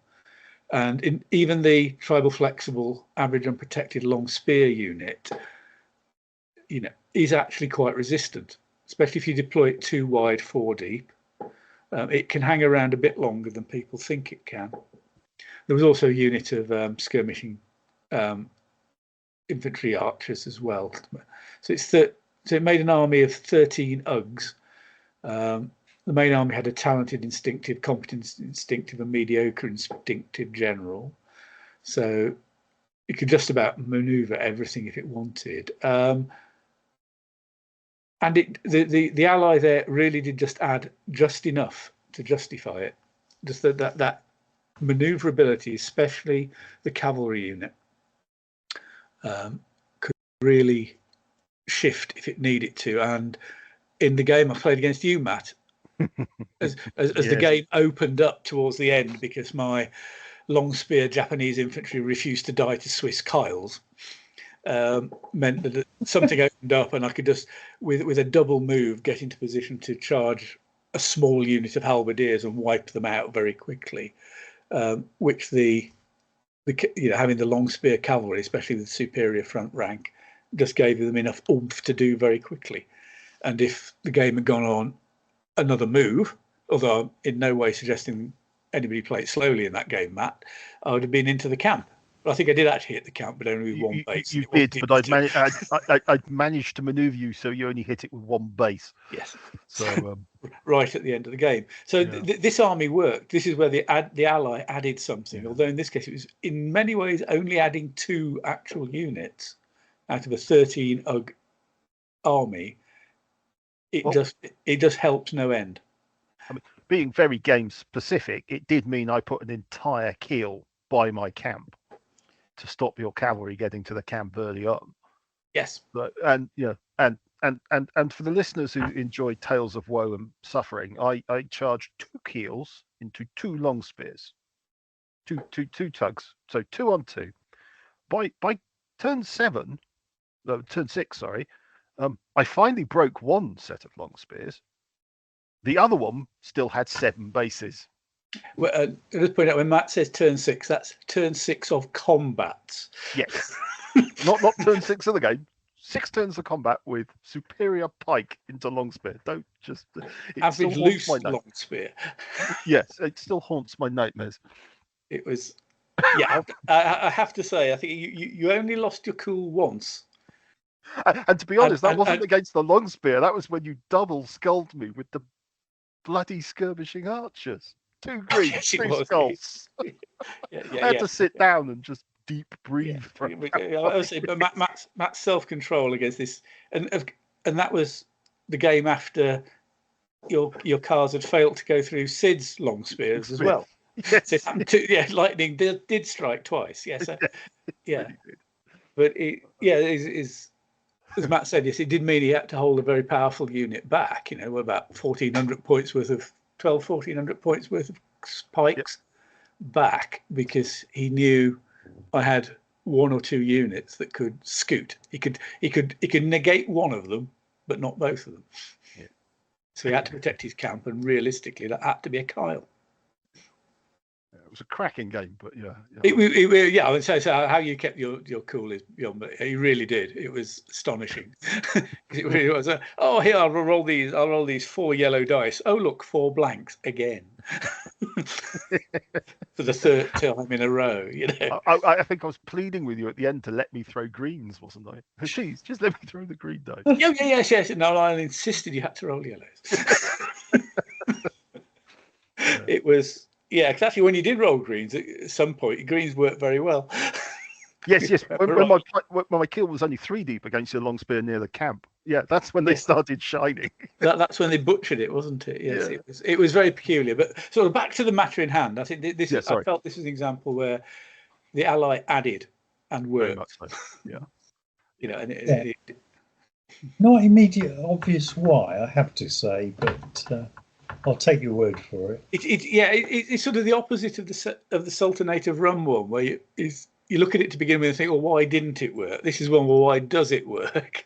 And because the army's quite big, it's a bit stodgier than you think it is, because tribal loose long spear can be quite sticky. And I've got some of the archers in 8s, and they've got a Pavis, and they are protected. So they can stand up to things for a bit, and in rough going, they're 8s, and unless you're quite good rough going troops, they can cause you problems. And if you throw cavalry into them, forget about your cavalry living. It can go like that, yeah. As you butchered my mounted crossbowman. Oh, that was it. Yeah, that was it. That was probably the High Shi militia did that, didn't they? But it's the same principle, because unless your cavalry have got quite good in melee, the archers are protected. Yeah. So if you're just throwing average protected cavalry into them, you might be up in the charge, but after that you're probably on evens, and it's greens all round. Yeah, it was that ally was a substantial threat to me, which is why the camp got protected, because it was out on the wing. Yeah. And as you say, the rest of it was so stodgy that actually the other 4 keels just couldn't kill it quick enough to get round to threaten the flank of those Koreans. As I said, even the unprotected long spear can hang around just long enough. If they use them in conjunction with something else, especially, it's just one of those a bit stronger than you think they are. As long as you're not foolish with them, they weren't going off to fight a Kyle on their own and give you red dice. Oh no, I wouldn't throw red dice. That just be that'd be even more embarrassment. It would say. Okay, so we've had some armies that work and some that don't. Matt, we've mentioned Dave Parrish's Ilkhanate from Britcom with its 3 allies. I know you mentioned it prior to us recording this podcast. I'm just wondering do you want to say anything about that one? It fits more in my mind to you than me or Richard. I thought, because it was interesting, not just for the composition of it, with 3 allies, and it's Ilkhanate with Georgian, Armenian, and Rum. But the fact it's based off a single battle, the Battle of Elbistan. Yeah, I actually, as a construction for the army, I really like it. If you're brave enough to use 3 allies, it's worth a punt. I think he put it together really well. Just to brief, so you've got the main Ilkhanid contingent, which is best equipped cavalry, which are skilled bow, short spear, average protected, and then 2 lots of unprotected skilled bow, short spear. So 18 skilled bow shooters in the main army, commanded by a competent professional army commander. So in itself, quite pokey. Then you've got the Georgian ally, which is a mix of Georgians have this really bizarre front rank charging lancer melee expert, back rank is experienced bow shoot and charge melee expert and unprotected. So you've got front rank superior, back rank average, unprotected. So as a short, sharp punch, they're quite dangerous. But if it goes on for any length of time, you've got a problem.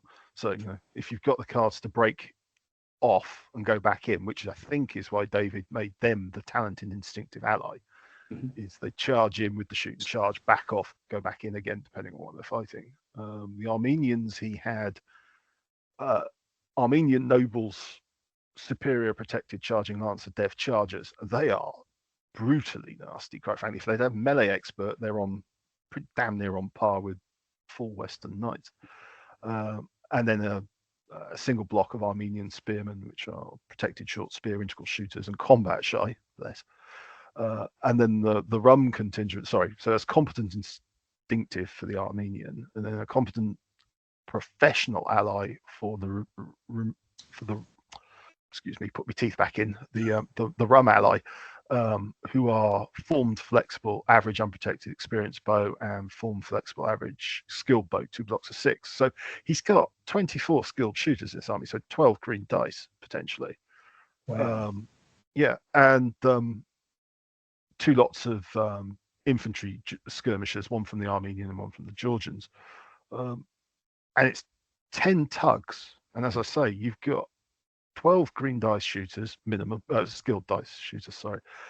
And then you've got 3 really pokey units of cavalry. All charging lancers, either melee expert or dev chargers, and they're all superior in the front ranks. So, it really came together quite nicely. He came a cropper against me when I played him, but that was simply because he hadn't faced the Swiss properly before and made a mistake and unfortunately suffered for it. And I think in the game against you, Nick, did his Georgians go unreliable? Yeah, I played him in the first game, and out of his allies, it was the talented that went hesitant, which probably saved my bacon. I mean, I can't remember, we had a draw. We didn't finish the game, but I think if his Georgians had been online, he would have beaten me. When they came in, they could, because he's got a PBS of 8 and a scouting of 5. Oh yes, sorry. So which is significantly better. I think mine was 6 and 2. So he got the mostly open table he wanted. Out scouted me. Had teed up his Georgians against a chunk of my archers who had to stand in the open because there was no terrain worth talking about. They're going, oh, lovely, lovely, lovely, and then they decided not to play for half the game. Yeah. Well, I was frantically trying to kill other stuff. It's a remarkably good army. I really liked it. Yeah, and I think it's one of those that even if 2 of those allies went off-piste, you've probably got enough flexibility and maneuverability in the main army plus whatever's left in that ally to slow it all up long enough for them to come back online. Yeah, I think you yeah, I was about to say I think you want the Rum to play, but actually you could survive the Rum not playing because the Ilkhanids have still got 9 files of skilled shooting cavalry. Yeah. I mean, it's not ideal if they don't come online, but I think that's the worst case you've got to look at. And I mean, to be fair, sorry, go on, Richard. The worst case is 9 files of skilled shooters. Yeah. That's not too bad, is it? It's not bad at all. Yeah. It's really quite. It's really, yeah, and one of those units is protected as well, and that can make quite a bit of difference. So it can. I mean, it can block it was one of those armies I looked early on and I thought that worried me simply because of the skilled shooters and the mobility of it. Because all right, you know, a later Swiss army is just brutal amount of pikemen, but skilled shooters, they're on yellows. No, they're on green pluses against me, so effectively yellows. Yeah. You know, I didn't want those anywhere near me. And as I say, they've had the most appalling luck, and it all fell apart for them. But and I think back to that point on the ally you made, Matt. He chose the right one to be the talented, and he was just phenomenally unlucky. I'm not sure in his second game it wasn't unreliable as well.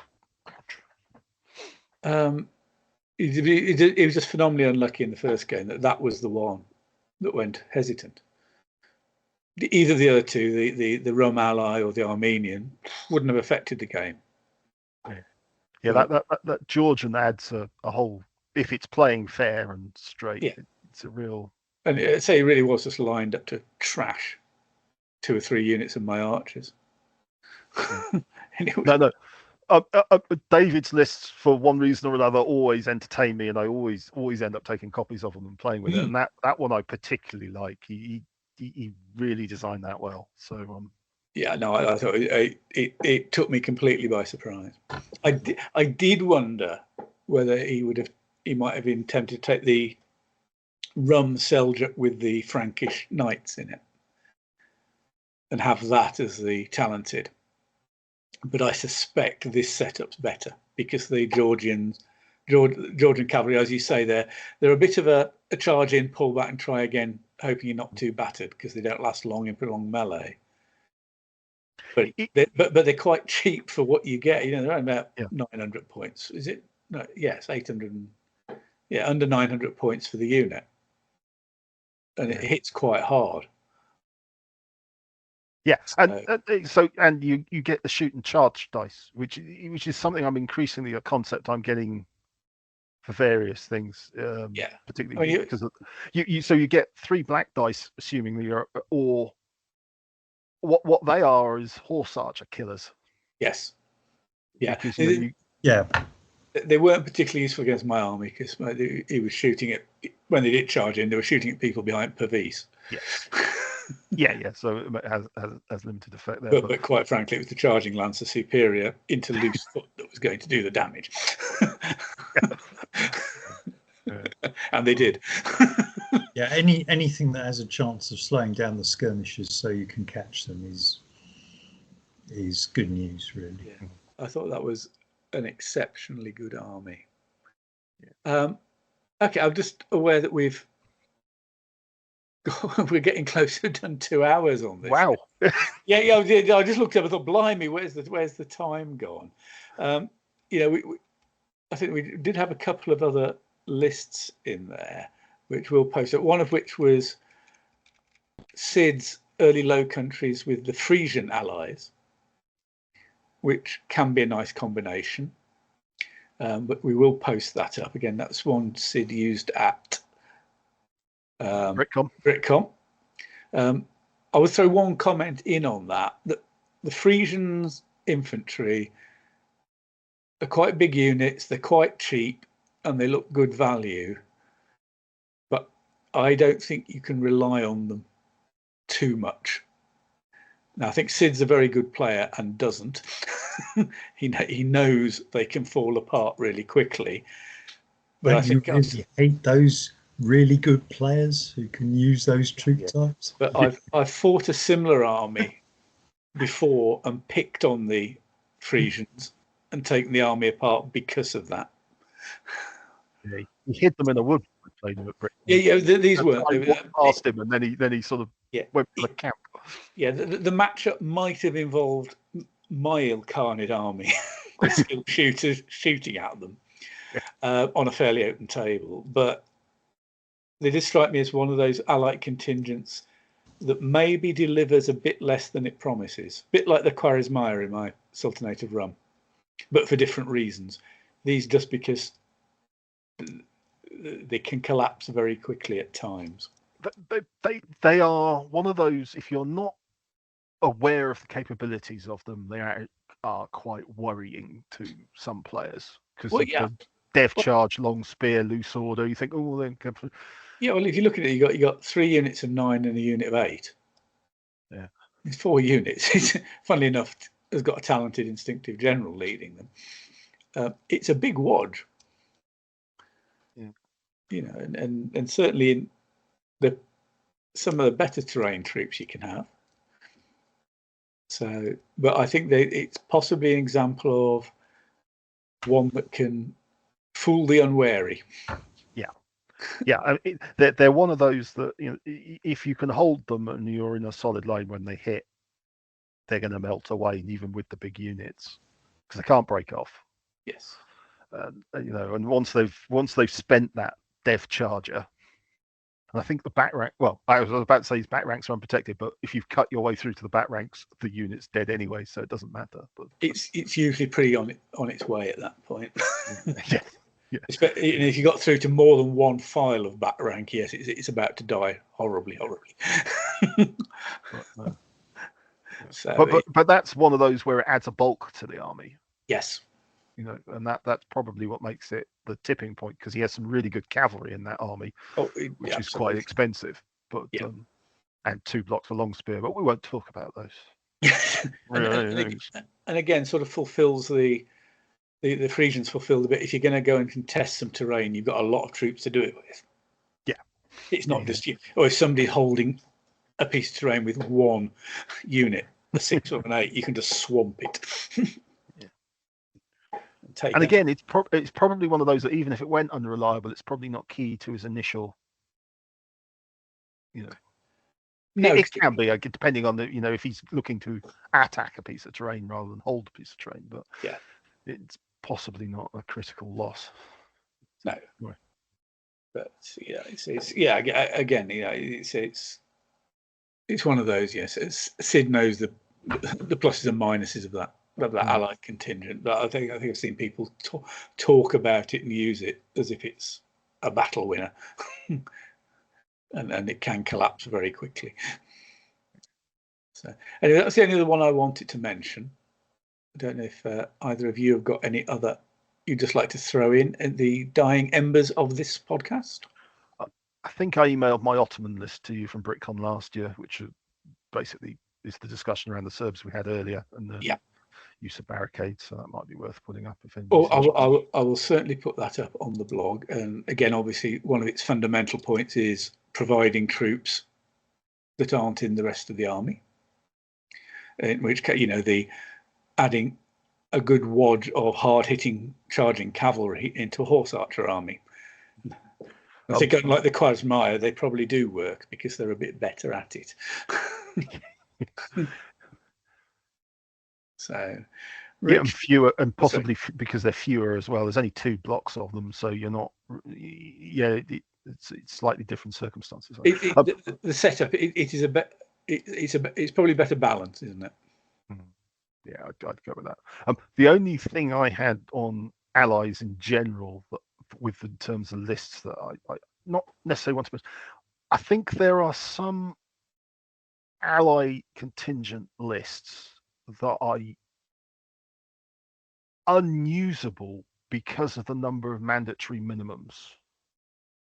And there's almost an argument to say that what was the one we were looking at with Hammy's Tang? That was the Nanzhao ally has 4 compulsory units, of which realistically only 1 is going to add anything to an army it's added to, which would be the proper Nanzhao cavalry. Yeah. And I mean, Richard very nicely made an adjustment the last time he did the army list to like the Wallachian ally, which originally had to have cavalry and a load of infantry. And there was a historical argument to say, well, actually, most of the Wallachian allies were only ever cavalry. They only sent their cavalry forces. So I wonder if there are lists out there that maybe would benefit from saying you don't have to take compulsory foot. If you take compulsory foot, you have to take them all. But, you know, you can just take a mounted contingent.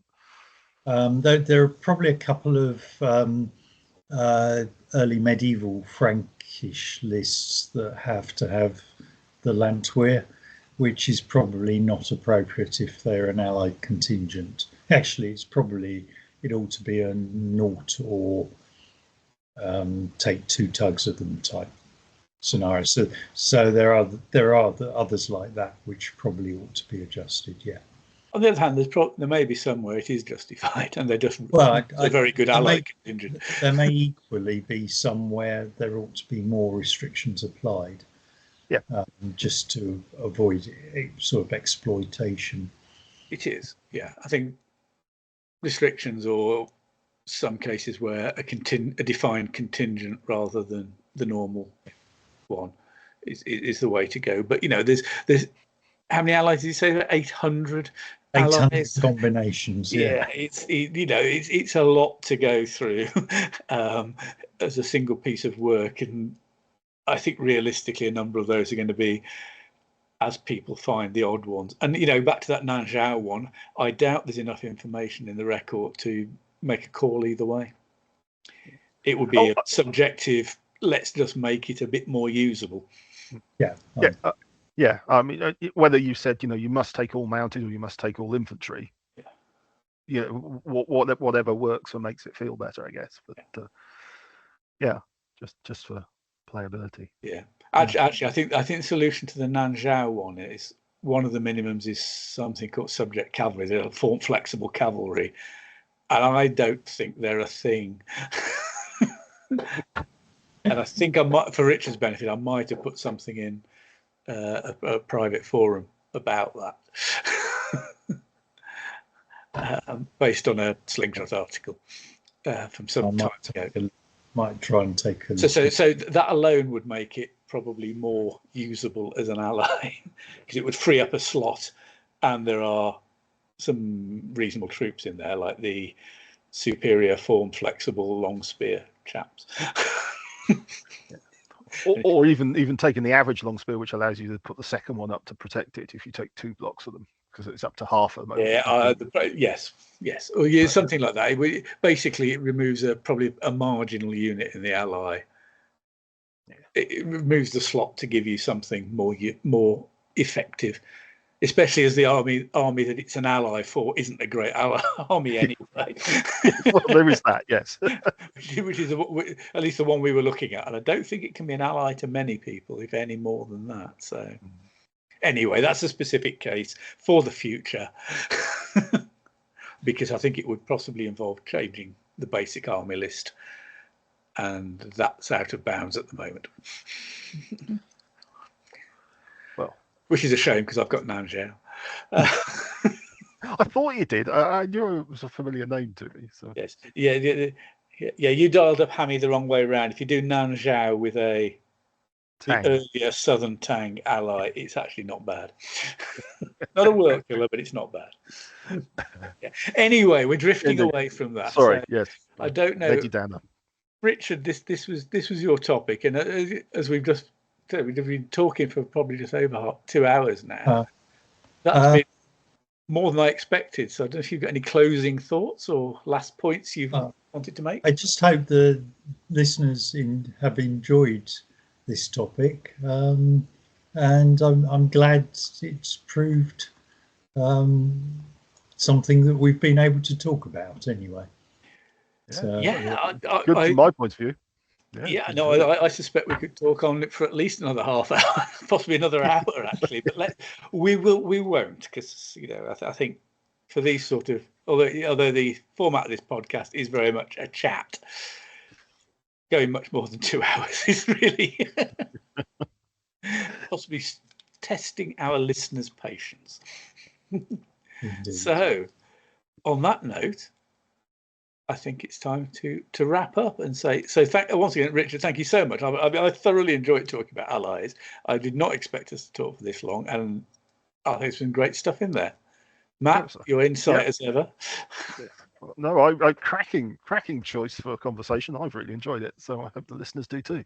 Yeah. So, and if the listeners got any ideas of subjects, maybe something a bit different like this, or if you've got a historical period you'd like us to look at, please send us a suggestion. No promises, but you know, hopefully this has proved that you can pick something that may work, may not. Fingers crossed it has done. And we will see you again in the future.